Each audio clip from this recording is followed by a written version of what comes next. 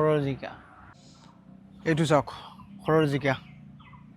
একদম লোকেল এইটো গছ আৰু গছৰ লগত তাতে গৈ থাকোঁতে ইয়াতে এটা গছ দেখা পালোঁ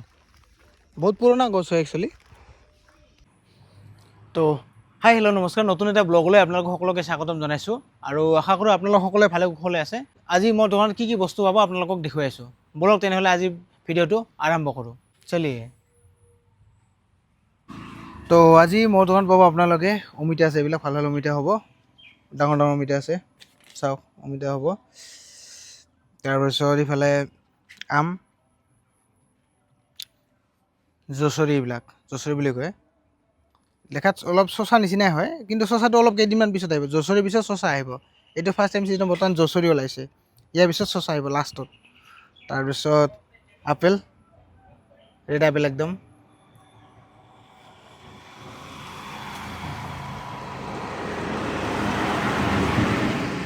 আঙুৰ তাৰপিছত লালমণি এইটো চাওক একদম পূৰা ৰঙা ৰঙা আহিছে আজি এইবিলাক ইয়াৰ আগৰবাৰ যি আছিল ইমান ৰঙা নাছিল আজিতো একদম পূৰা ৰঙা একদম লালমণি মধুৰিআম আছে এইফালে আৰু আপেল আছে এইফালে আৰু তিয়ঁহ আছে এইবিলাক লোকেল তিয়ঁহ তাৰপিছত এইবিলাক হ'ল কোমোৰা চব্জি খোৱাৰ কাৰণে আৰু এইবিলাক হ'ল জামুৰি বুলি কওঁ আমি আৰু ইংৰাজীত ইয়াক কয় ৱাটাৰ আপেল এইবিলাক বেল আছে তাৰপিছত এইবিলাক ঔটেঙা বুলি কয় লাগিলে আহিব ঔটেঙা আৰু এইবিলাক লোকেল নেমু আছে মানে এইটো আমাৰ ঘৰুৱা যিটো লোকেল লেবু হয় এইটো লেবু এটা বিশেষত্ব আছে একচুৱেলি এইটো যিটো নেমু হয় মানে নেমু হয় নেমু হয় তো এইটো হৈছে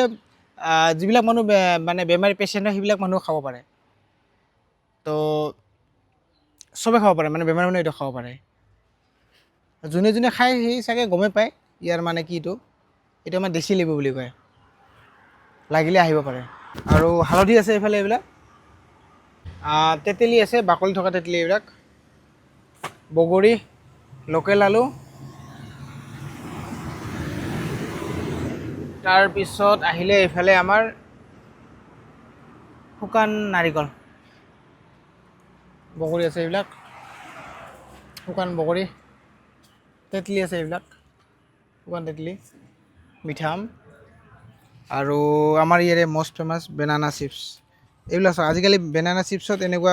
নৰসিংহৰ পাত আহি আছে মানে নৰসিংহৰ পাত দিয়ে এতিয়াৰ পৰা তো এইবিলাক খাই ভাল লাগে নৰসিংহটো এনেও হেল্ডি হয় আৰু এইটো বানানা চিপছটো একচুৱেলি হেল্ডি হয় কাৰণ এইটো কোনো আৰ্টিফিচিয়েল ইয়াতে বস্তু ইউজ নকৰে মানে হোমমেডৰ নিচিনা আৰু মালভোগ কল আছে এইবিলাক ভাল ভাল মালভোগ কল আছে লাগিলে আহিব আপোনালোকে এইবিলাক চাওক আৰু এইটো আছে আঠিয়া কল ইয়াতে এটা আছে আৰু ইয়াতে এটা আছে আঠিয়া কল লাগিলে আহিব আপোনালোকে নাৰিকল ৰঙালাও তৰমুজ আজি আহিলে তৰমুজ একচুৱেলি নাছিলে এইকেইদিন আজি তৰমুজ আহিলে আৰু এইবিলাক কেঁচা আম আচাৰ বনাই খোৱাৰ কাৰণে লাগিলে আহিব পাৰে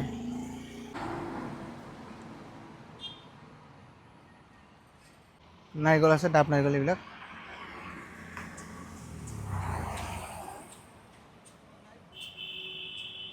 আৰু শুকান নাৰিকল আছে এটা লাগিলে আহিব পাৰে এইটো চাওক একদম ওচৰতে লাগিছে কঁঠালবিলাক এইটো পুৰা চাওক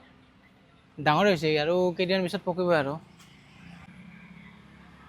কঁঠালৰ গছ এই ওপৰত হৈছে বহুত ওপৰত আছে এইবিলাক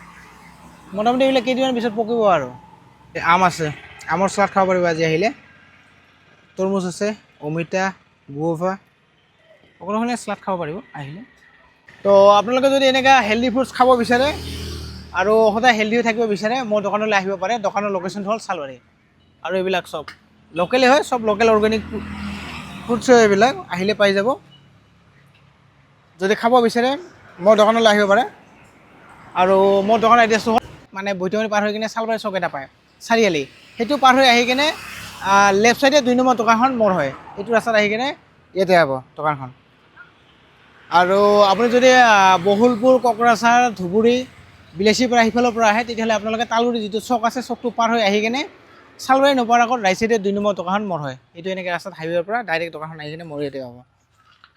তো আহক সকলোৱে আৰু আহি মোৰ দোকানৰ নতুন নতুন ফুলৰ সোৱাদ লওক।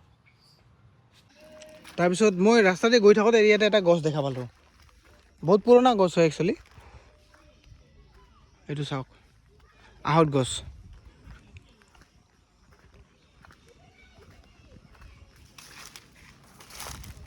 এইবিলাক বহুত পুৰণা গছ হয় একচুৱেলি।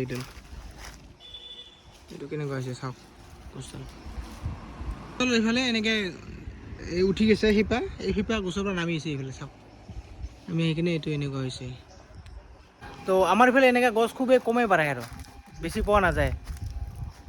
তো ইয়াতে মই দেখা পালোঁ, তো দেখা পাই কিনে আপোনালোকক অলপমান দেখাব খুজিলোঁ,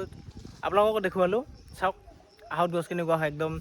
পূৰা ডাঙৰ গুৰিলৈকে পূৰা একদম শিপা এইবিলাক চাওক। আৰু এইটো কাষতে ৰাস্তা এইটো এটা আছে। তো আজি মই এনেকৈ এখন ঠাইত আছোঁ। ইয়াতে একদম পিছফালে আছে পাহাৰ আছে একচুৱেলি, আৰু পাহাৰৰ লগতে এইখন চাহ বাগিচা আছে, ৰবাৰৰ বাগান আছে, তাৰপিছত চাহ বাগিচা আছে ইয়াতে চাওক। মানে চাহ গছৰ মাজে মাজে তামোলৰ খেতি কৰিছে এইবিলাক চাওক। ঠাইটো খুবেই একদম ভাল লগা পৰিৱেশ এটা। তো আজিলৈ ব্লগটো ইয়াতে সামৰণি মাৰিছোঁ, আৰু এটা নতুন ব্লগত লগ পোৱাৰ প্ৰতিশ্ৰুতিৰে ধন্যবাদ। জয় অসম।